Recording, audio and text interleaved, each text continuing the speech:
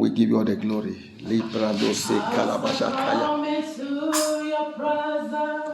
I'm so happy. When I come into your presence, I'm so glad. In your presence there is anointing. Spirit must surround us.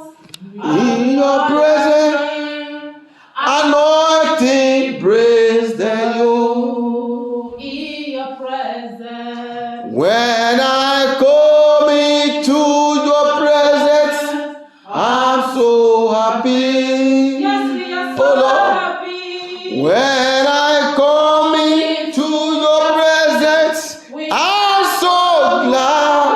We are so glad. In your presence, there is anointing. Holy Spirit moving around us. In your presence, anointing praise the Lord. Wow. Thou art worthy, Lord. Thou art worthy, O Lord. To receive glory, honor, and power.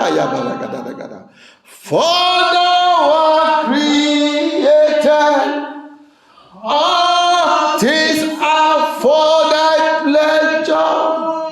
They are, thou art created. We thank you, my Father. We give you all the glory. May your name be praised. May your name be glorified. For in Jesus' name. Amen. God bless you. That was the total number. We are going to hear the word of God quickly for the next few minutes. It's one after the quality of love the Father has released on us. The quality of love the Father has released on us. And it's taking place in the book of 1 John chapter 3. 1 John chapter 3. So we are going to be reading the two different Bible translations. Are you there with me? 1 John chapter 3. We read it from verse 1. It said, behold, it said, what manner of love the Father has bestowed upon us, that we should be called the sons of God. It said, therefore, the world knoweth us not, because it knew him not. It said, the world knoweth us not, because it knew him not. I love it so much. It is still what an incredible quality of love the Father has bestowed, has shown to us, that we should be permitted. He said, because of the love of God that the Lord has put upon us, so he gave us a permission that we will be permitted, be named, are called, are counted the children of God. Why are we counted the children of God? Because of the love that the Lord has released upon us. And so we are. He said, for this reason, the world does not know us, because it did know him. It did know him. If the world had known him, they would have known us. Somebody shout amen. Amen. Now in verse 2, he said, beloved, now we are the sons of God. And it doth not yet appear what we shall be, but we know that when he shall appear, we shall be like him, for we shall see him as he is. Somebody shout hallelujah. Amen. What did the word of God say? Oh, he said, beloved. He said, we are even there. We are. Beloved, we are. Even here and now children of God. He said, we are now the children of God, and it is not yet made clear what we will be after his coming. We know that when he comes and is revealed, we will, as his children, be like him. We will be like him. He said, we already know how it's going to look like, but he said we don't know. But though we know already that when he will come, we are going to be like him. Somebody shout amen. He said, we will be like him. He said, we will be like him. He said, I will be like him. I will be like him. He said, we will be like him. He said, because we will see him just as he is in all his glory. his glory. And in verse 3, what did verse 3 say? He said, and every man that has this hope in him purify himself, even as he is what? Pure. So is everyone will purify himself. He said, and everyone who has this hope confidently placed in him purified himself. If you have this hope, what do you have to do? You have to purify yourself, just as he is pure, holy, undefiled, guiltless. This is how we should be. Somebody shout hallelujah. Hallelujah. Then for the coming of the Lord Jesus Christ, we should purify ourselves. If we want to be like him, if we want to resemble him, if we want to know how he is when he will come, then what do we have to do? We have to purify ourselves as he is purified, as he is pure, as he is holy, as he is undefiled and guiltless. Look at what verse 4 says. It says, whosoever committed sin. Oh, yeah. Whosoever committed sin transgressed also the law. For sin is the transgression of the law. That means everyone that sin against God's law. For sin is contrary to the law of God. Somebody shall amen. For sin is contrary to the law of God. So everyone who practices sin also practices lawlessness. And sin is lawlessness, ignoring God's law by action, or neglecting, or by tolerating wrongdoing, being unrestrained by his commands and his will. So when you sin against the law of the way you sin, you have sinned against the law of God. Somebody shout hallelujah. In verse 5, he said, and ye know that it was manifested to take away our sins, and in him is no sin. Whoever abided in him. You see where there's a problem? In verse 6, whosoever abided in him sinned not. If you abide in Christ, you don't sin. You see that? If you commune with him, you don't sin. You don't sin. If you join with him, you don't sin. This is what he's saying. Whosoever abided in him sinned not.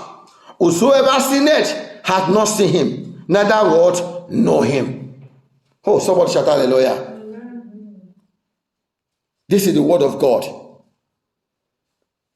No one who abides in him, this is what he's saying. No one who stays in Christ. No one who abides in him. You know, last time when we were discussing about the women, man and women affair in the church, who should be punished, who should be forgiven, who not to be forgiven. I told you how we were discussing also that Brother Thomas said, the fact is, if the soul of a man join together with the woman, and their soul join together, one cannot hurt the other. Because once two souls join together, then you are becoming one soul. This is why the Bible says, two become how many? One. You see? So, what the Bible, word of God is saying? He's saying, no one who abides in him, who remains united in fellowship with Jesus, deliberately, knowingly, and habitually practicing. No one who habitually sins has seen him or know him. If you remain in him, then you will not sin. You will not sin, either ignorantly or otherwise. If you stay in him, we will not sin. Because why? His love is the quality, because of the quality of love that he has bestowed upon us. Because of the quality of love that he has bestowed upon us. When you love your child and you release this quality of love upon your child, will your child offend you? Your child will not want to offend you. See, this is how it has to be with God. That the Bible is saying, the word of God is saying, if we abide in him, if we stay in him, if we share the same thing with him, then there is no amount of things that will make us to sin. Somebody shout amen. He said we will not sin. And the next thing is I said, anyone who sins does not know him. He said, if you sin, it means you don't know him. you have not seen him, or you don't even know him. So if you have fellowship with him, you will not deliberately or knowingly practice sin because you have known him. But if you don't know him, then you practice sin. But if you sin, it's because you don't know him. Look at verse 7. It says, little children, let no man deceive you. He that doeth righteousness is righteous, even as he is righteous. In verse 8, he that committed sin is of what? The devil. For the devil sinned from the beginning. You see that? For this purpose, the Son of Man was made manifested, that he might destroy the work of the devil. Somebody shout hallelujah. He said, little children, believers. He called us little children. He called us believers. Dear ones, do not let anyone lead you astray. You see that? This is that's what he said in that saying, little children, let no man deceive you. Let no man deceive you. Let no man lead you astray. There are people who can lead people astray. They lead them astray. This is why he said, little children, believers, dear ones, do not let anyone lead you astray. Don't be misled by people. He said, the one who practices righteousness, the one who strives to live a consistently honorable life in private as well as in public, and to conform to God's precepts, is righteous, just as he is what? Righteous. He said, whether at home or in public, if you practice the goodness of God, then you live righteously, then you are righteous. Then in verse 8, he said, the one who practices sin, separating himself from God and offending him by the act of disobedience, indifference or rebellion, is of the devil, and takes his inner character and moral values from him, not God. For the devil has sinned and violated God's law from the beginning. The Son of God appeared for this purpose, to destroy the work of the devil. That is the reason why he appeared for this purpose, to destroy the work of the devil. This is what we just said, whosoever is he that committed a sin is of the devil. For the devil sinned from the beginning. For this purpose, the Son of Man of God was manifested. He appeared that he might destroy the works of the devil. In verse 9, whosoever is born of God, what happened there? Do what? Speak loud. Whosoever does not what? Commit sin. For his seed remaineth in him, and he cannot sin because he is born of God. You see that? Whosoever born of God. Whosoever born of God. So no one who is born of God deliberately or knowingly and habitually practicing, because God's seed is principle of life. The essence of his righteous character remains permanently in him who is born again, apart for his purpose. You see that? He said, because anyone, if you are born of God, and then the seed of God lives in you, and then the things of God lives in you, the character of God lives in you, then you cannot sin. Because why? You are born of God. The character of God is in you. The seed of God is in you. That's really sometimes when the child do some funny things, so father will say, this child is not my child, because I am not seeing my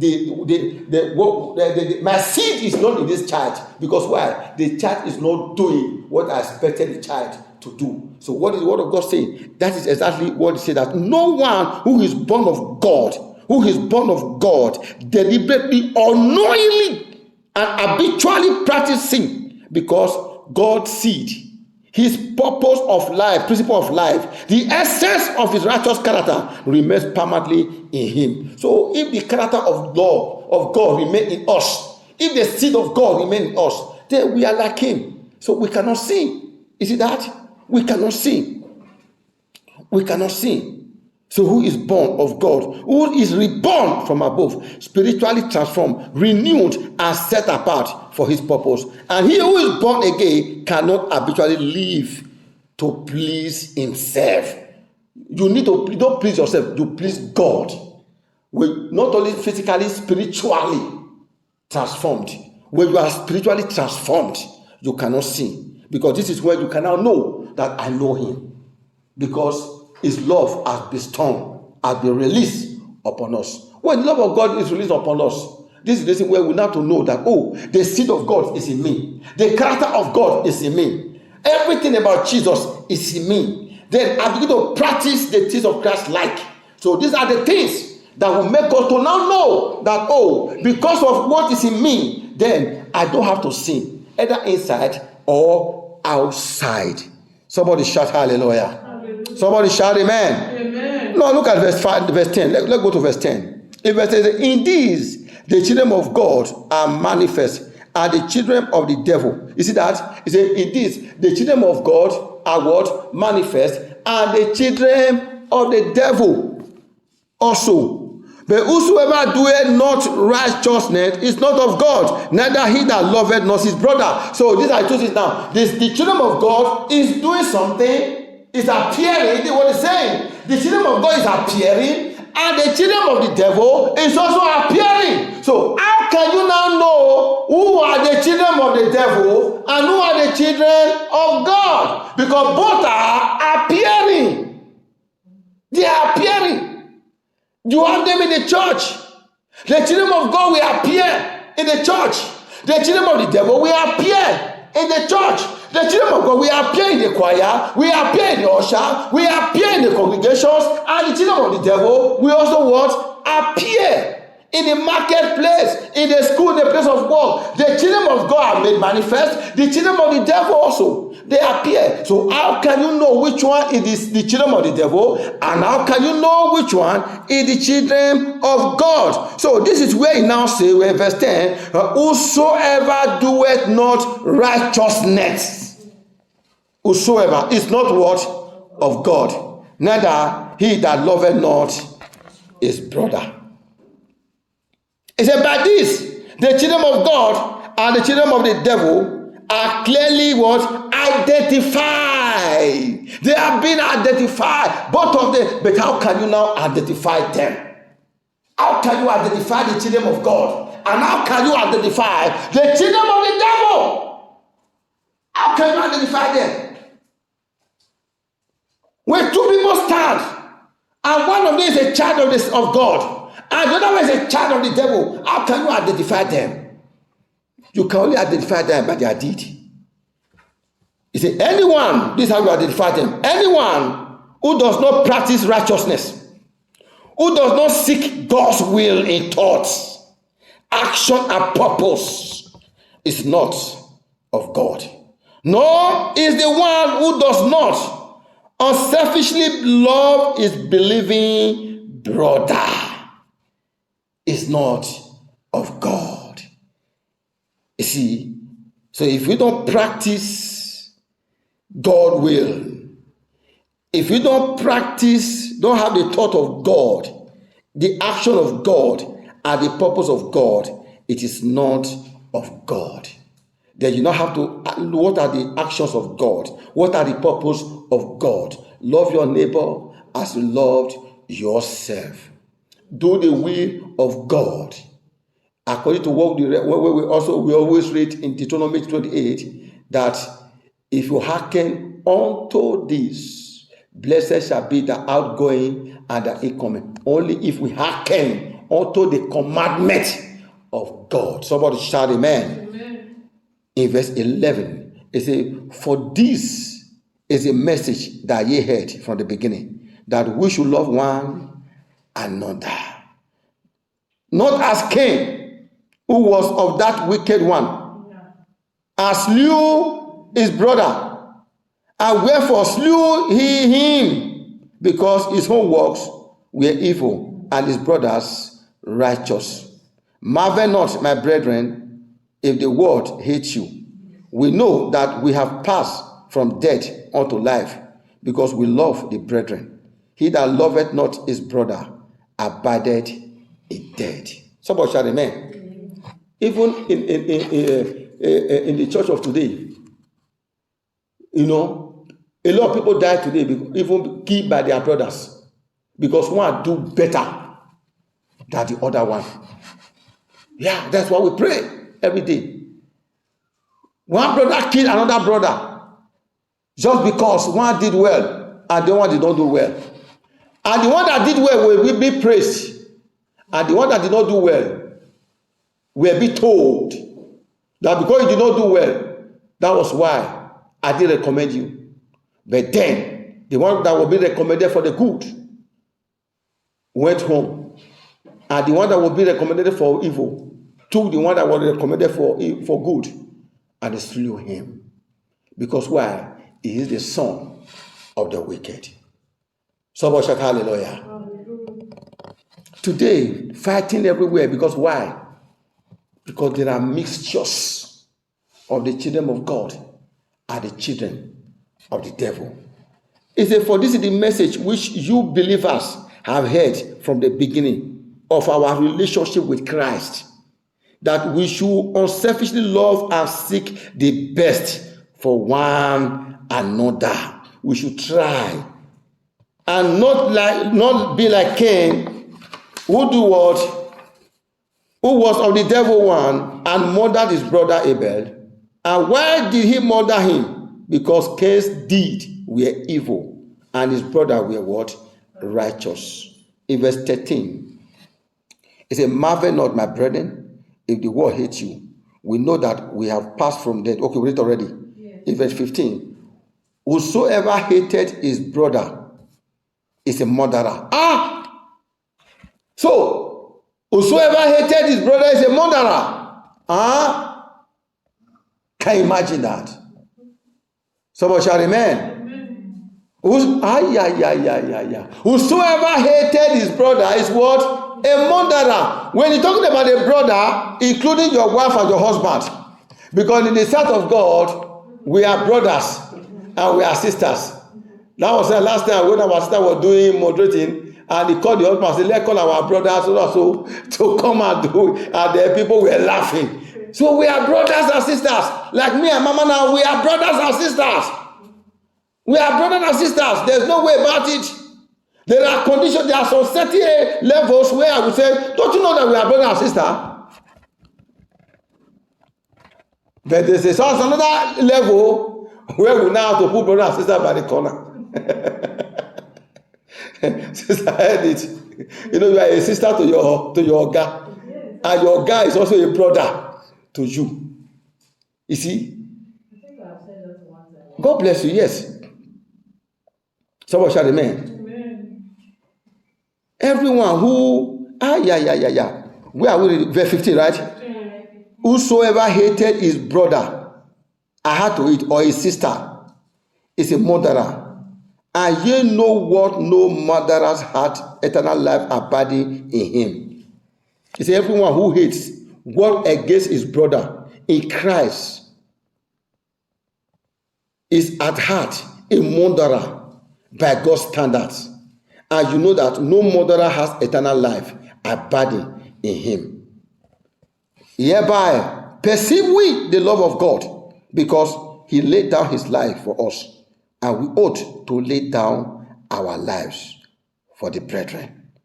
But whoso hath these words good, and seek his brother have need, and shooteth up his bowels of compassion from him, how dwelleth the love of God in him?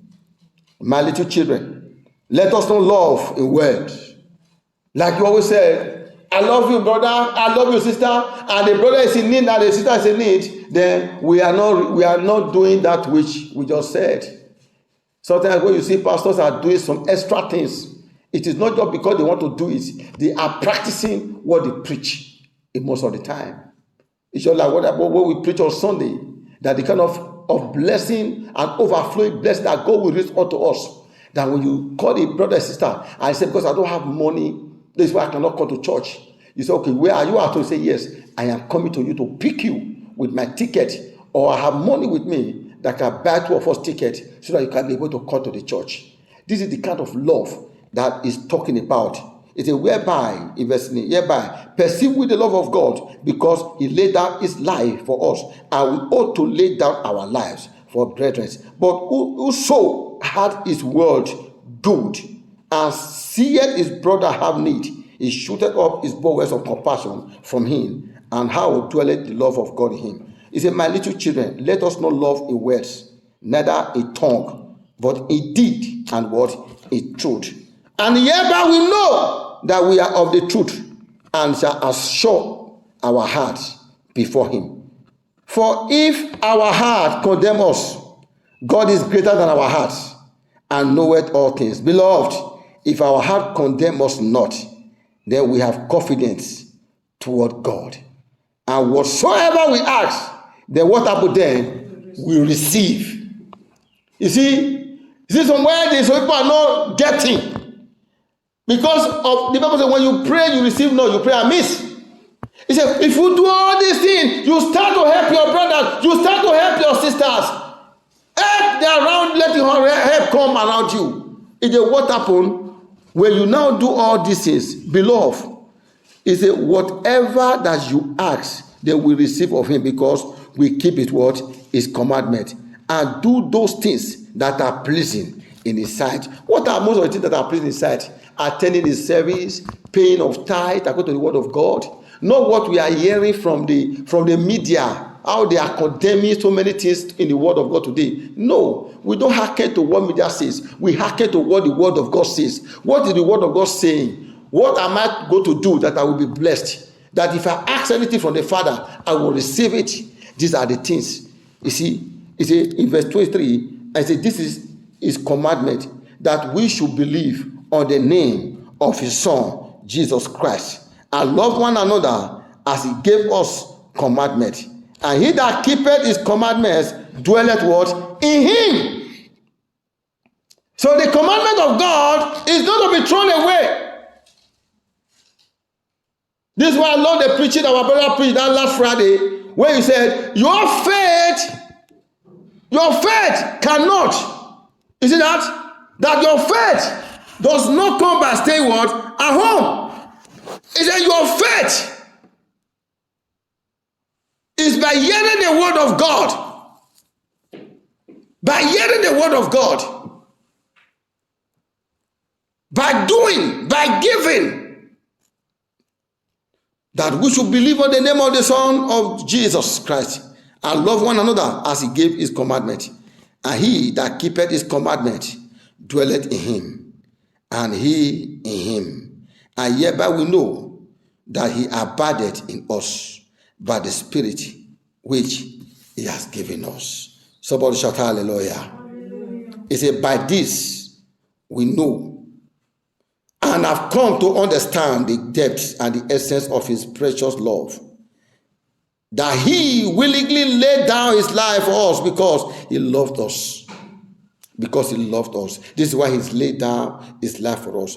And we ought to lay down our lives for the believers. He said, but whoever has this world good, adequate resources, and see his brother in need, and what happened? But has no compassion for him. How does the love of God live in him? If you know your brother needs you, have no compassion on your brother, say, how do the love of God live now in you? See, to practice the love of God is one of the most difficult things.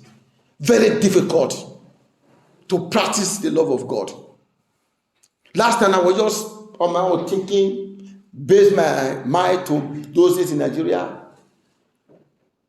Actually, the woman, she was practicing the love of God.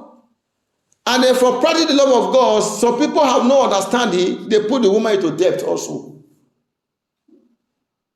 A woman who borrowed the money to go and start the garri business, you know, you will have a garri on the this thing, the basin. And some of them, they will go and take the garri.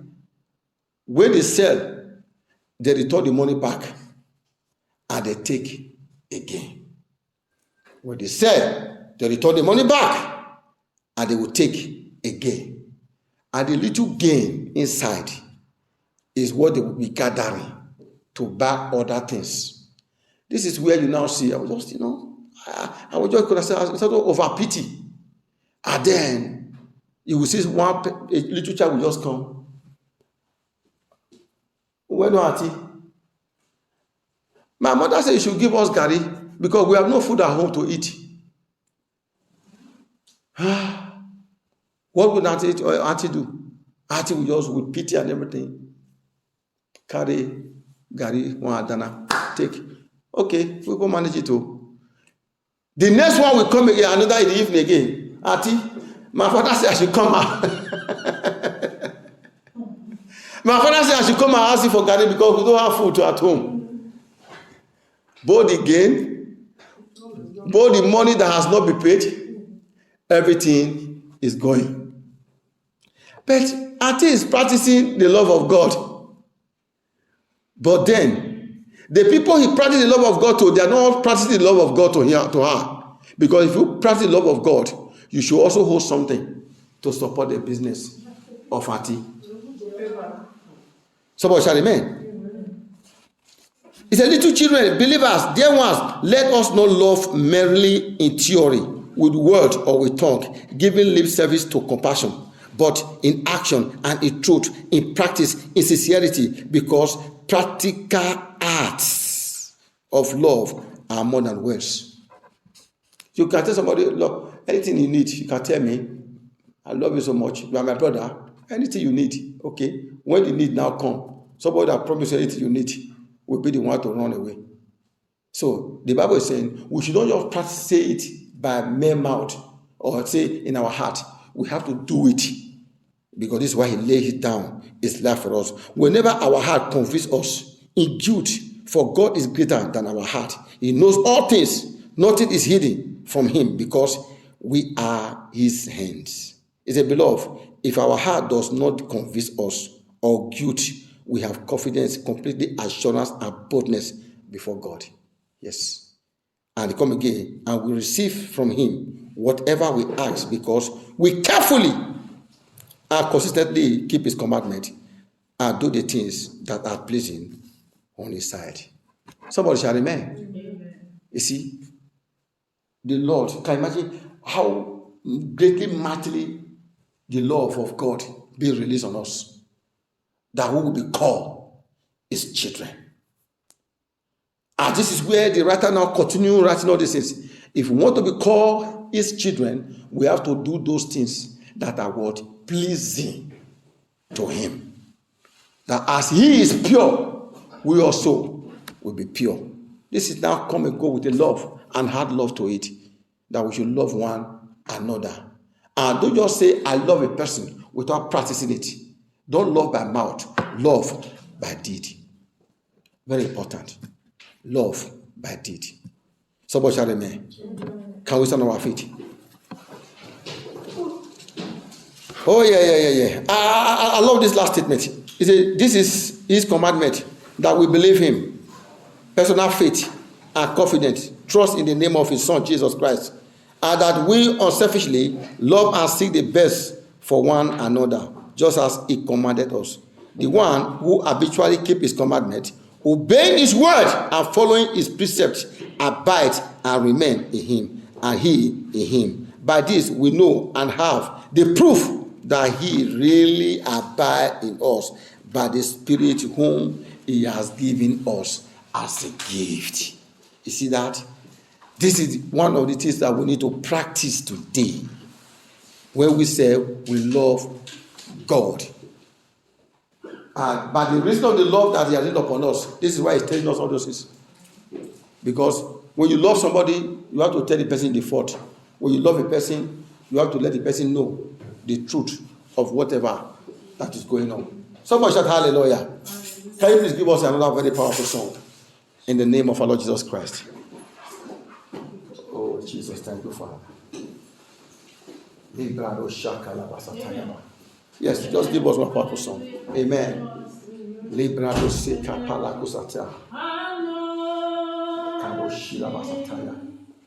Follow me.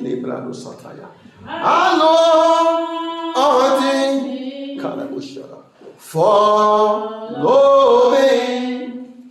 Let the power of the Holy Ghost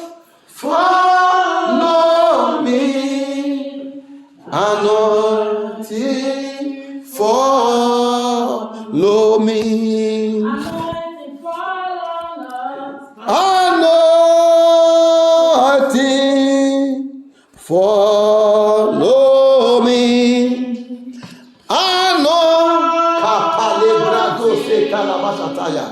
Follow me. Let the power of the Holy Ghost follow me. Anointing, follow me. Just begin to thank God for the love that the Lord has released upon us. The great mighty love that He has released upon us. Just begin to thank Him. Begin to thank Him. Say, behold, what manner of love that the Father has bestowed upon us, that we are given an opportunity to become the children of God. Oh, Father of heaven, we thank you, Lord.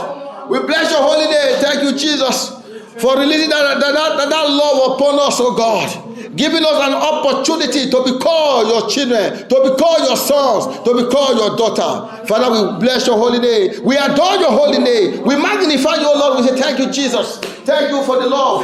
Thank you, thank you, thank you, thank you, thank you. Malibra debo shakatayaba. Le ipratando prinado sataya. Masinebo shakatayaba. Ikayaba rebolobo santelebo comprenigrado sataya. We worship you, Father. We give you all the glory. We give you all the honor.